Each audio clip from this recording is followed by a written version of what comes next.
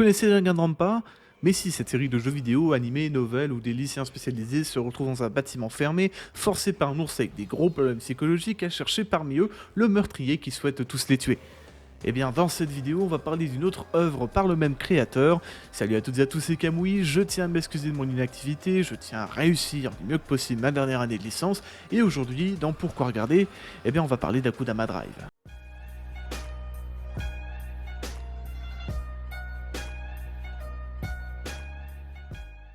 Alors quand je dis que c'est du même auteur que Danganronpa, oui et non. En fait, Kazutaka Kodoka a bien eu l'idée originale de l'histoire, mais c'est bien Norimotsu Kayo qui s'est occupé du scénario.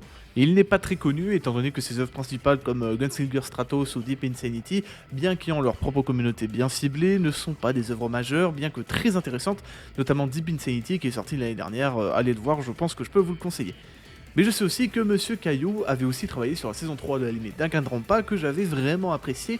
Alors même si j'étais plutôt réticent à l'idée de regarder cet animé, j'ai finalement décidé de le commencer, d'autant plus que les avis étaient globalement très bons le concernant.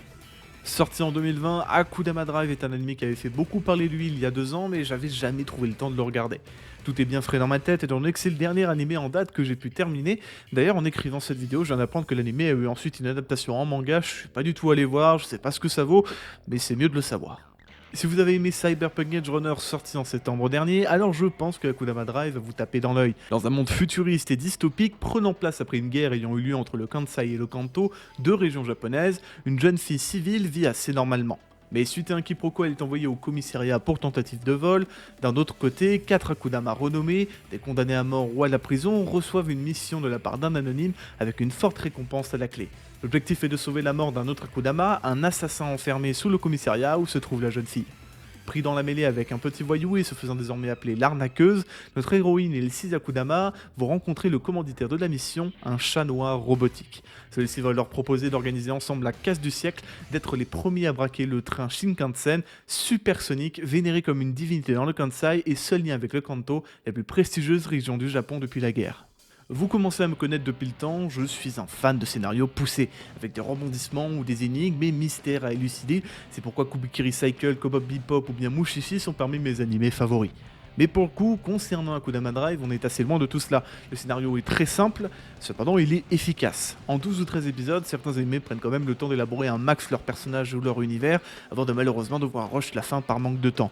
On n'a pas ce problème-là avec Akudama Drive, on va directement là où on doit aller et le développement des personnages se fait en même temps que les scènes importantes se déroulent. Finalement, même si 12 épisodes, c'est vrai que ça reste court pour ce genre d'histoire, on n'a pas l'impression que l'anime est rushé ou qu'on manque de quelque chose. L'action se concentre sur seulement une dizaine de personnages, et pourtant ces 10 là vont bien réussir à changer le Kansai à tout jamais par leurs actions. La civile ou arnaqueuse, notre personnage principal, est un caractère assez rafraîchissant, avec une joie de vivre et beaucoup d'humour. En 12 épisodes, elle va connaître un développement que je considère comme logique et très intéressant. Si à première vue on pensera que le personnage a beaucoup changé, on se rendra compte à la fin qu'elle a peut-être toujours été comme ça. Enfin, je vous spoil pas plus, vous verrez bien par vous-même. Accompagné d'un coursier de l'ombre qui n'aura jamais ses missions, d'une doctoresse fêlée mais terriblement efficace, du meilleur bagarreur du Kansai, d'un hacker de génie, d'un assassin condamné à mort et d'un petit voyou, nous allons suivre les péripéties d'arnaqueuse pour mener à bien la mission donnée par le chat noir robotique avec des milliards à la clé. Et quoi de mieux pour un animé d'action avec un enchaînement de scènes très rapide qu'un studio qui a prouvé maintes et maintes fois qu'il était capable de produire du contenu de qualité. On ne présente plus Studio Pierrot, créé en 1979, il a produit des titres connus dans le monde entier, Tokyo Ghoul, Akatsuki no Yona, Twin Star Exorcist, Black Clover, Great Teacher Onizuka, Naruto Shippuden et Bleach, dont la dernière saison en date, sortie fin 2022, était un véritable bonbon pour les yeux. Bon, en parallèle, Studio Pierrot a aussi produit l'horrible saison 3 de Tokyo Ghoul et l'immondice visuel qu'est Kingdom. Et même pour Naruto Black Clover, pas tous les épisodes proposent une animation impressionnante, d'autant plus que ce sont des animés fleuves. C'est donc surtout du quitte au double au niveau de l'animation quand on voit Pierrot comme studio pour un animé.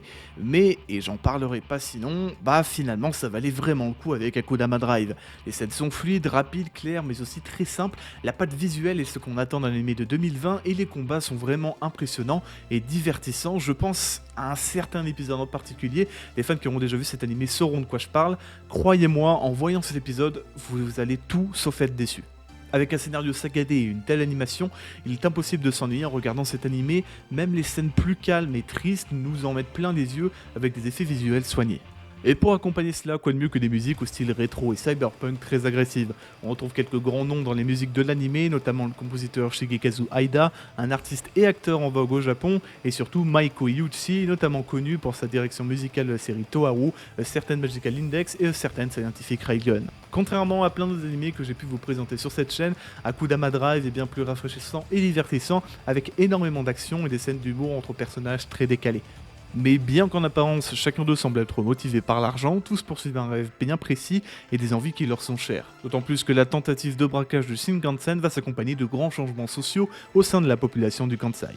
En bref, je ne peux que vous conseiller ce petit animé qui possède certes un scénario peu complexe, mais des personnages intéressants et des scènes d'action à couper le souffle. J'espère qu'il vous plaira autant qu'à moi il m'a plu. Ainsi se termine cette vidéo, n'hésitez pas à vous abonner pour me soutenir et à me donner vos avis en commentaire, car plus on sera de fans d'anime et de manga à discuter sur cette chaîne, mieux ce sera. Sur ce, moi je vous laisse, c'était Kamui, ciao.